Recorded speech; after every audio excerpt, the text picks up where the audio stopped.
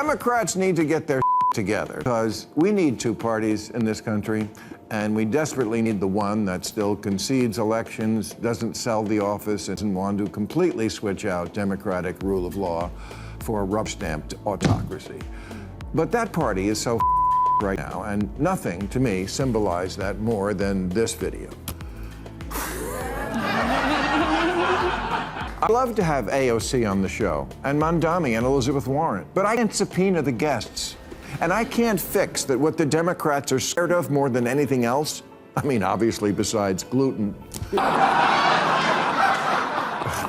is being primary from the far left, even though most Democrats are not far left. They're mild-mannered and moderate, at least at my bathhouse.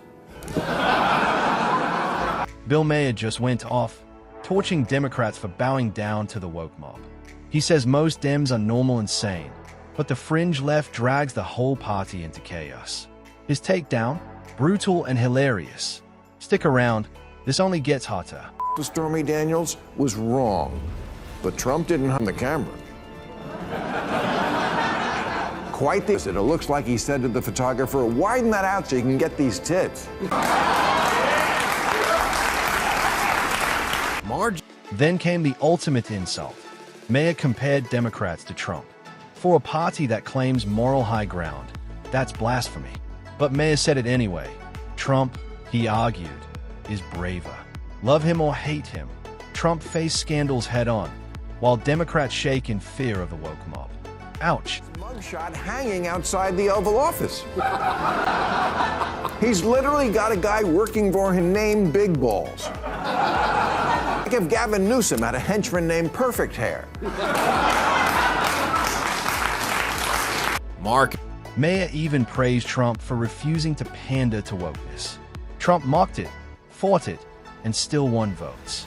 Democrats, meanwhile, bent over backwards trying to please and lost. That contrast, Maher made sure nobody missed it. Ask me all the time, why haven't you ever had Hillary or Bill Clinton on? Why didn't you have Kamala on during the last campaign? You think we don't ask? We ask these people every week. They say no. It took 8 years and a petition to get Obama on. And these are people, all people I voted for. Think about that. They're afraid to come on the show of a guy who voted for them. The Republicans, they show up. And when they do, they take their beating like a man. Here's the kicker. Even Maher's mostly left-leaning audience clapped for Republicans. Imagine your own fans cheering the other team. That's humiliation, pure and simple. While Democrats cower, Republicans charge at the mob swinging. And Maher is calling out the cowardice loud and clear. Down to Mar-a-Lago and kissed his ass after that. Oh, bullshit. When the Mueller report came out, I feel like you mischaracterized it, and I feel that was shady. But you campaigned for election deniers in 2022. This I do not forgive. The Republicans, including you, January 6th, etc., are the ones who are no longer willing to play by the rules of democracy. It's Amendment 22. No person shall be elected to the office of the president than twice. And yet you keep talking about Trump. Maybe you should have this. Here,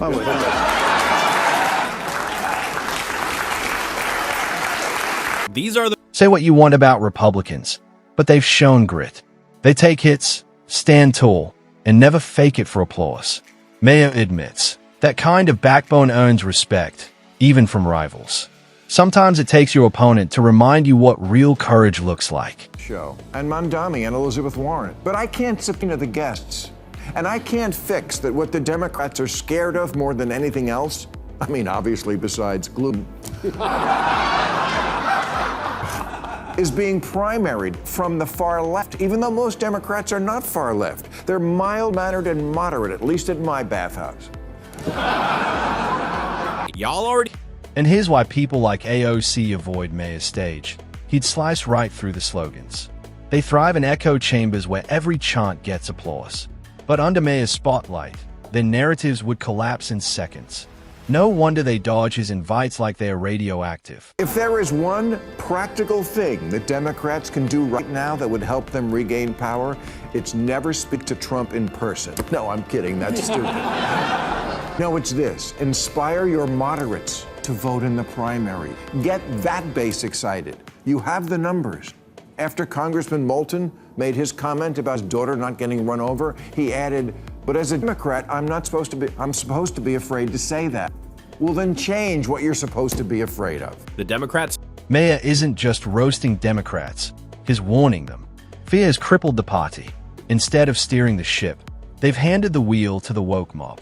Every demand is met, every critic silenced. It's not leadership, it's self-destruction.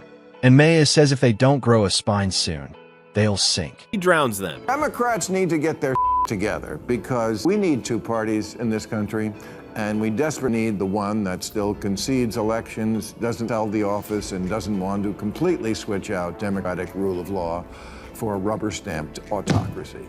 But that party is so right now, and nothing to me symbolized that more than this video. America needs a strong second party, but not one hijacked by wokeness. People don't want leaders who preach tolerance but cancel anyone who disagrees. That's hypocrisy, not democracy. What we need is a bold, rational party ready to debate, not a cult of conformity that punishes free thought. Why do I say that? Well, let me put it this way. I don't know for a fact that this couple are Democrats. I just know it's true.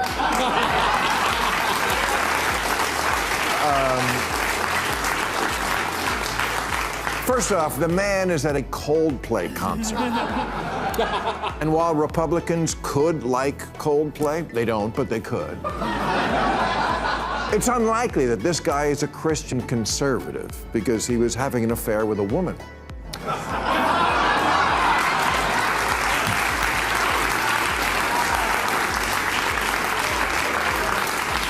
No, I knew they were Democrats for the same reason I knew this was a Democrat. You can't hide from the kiss cam, and you can't hide in the Oval Office. Damn, if only the lady at the Coldplay concert had brought some folders with her, maybe she wouldn't be in hot water today. Here's the painful truth. Democrats roar loud when trashing Trump, but freeze when facing the woke mob. They puff their chests until the activists show up. Then they fold like paper. Maher doesn't just expose that weakness, he ridicules it. And honestly, it's both hilarious and embarrassing to watch. But Democrats seem to be afraid of everything. They were petrified of COVID, masking 2-year-olds who never would have died from it and keeping schools closed for far too long. They're definitely afraid of their kids, who from time immemorial have always come up with bad ideas. Their kids. Thinking up stupid shit is what they do.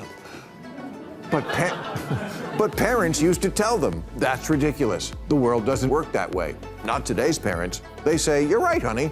Gender is just a social construct. Please, sometimes your mother and I forget which one of us has the dick.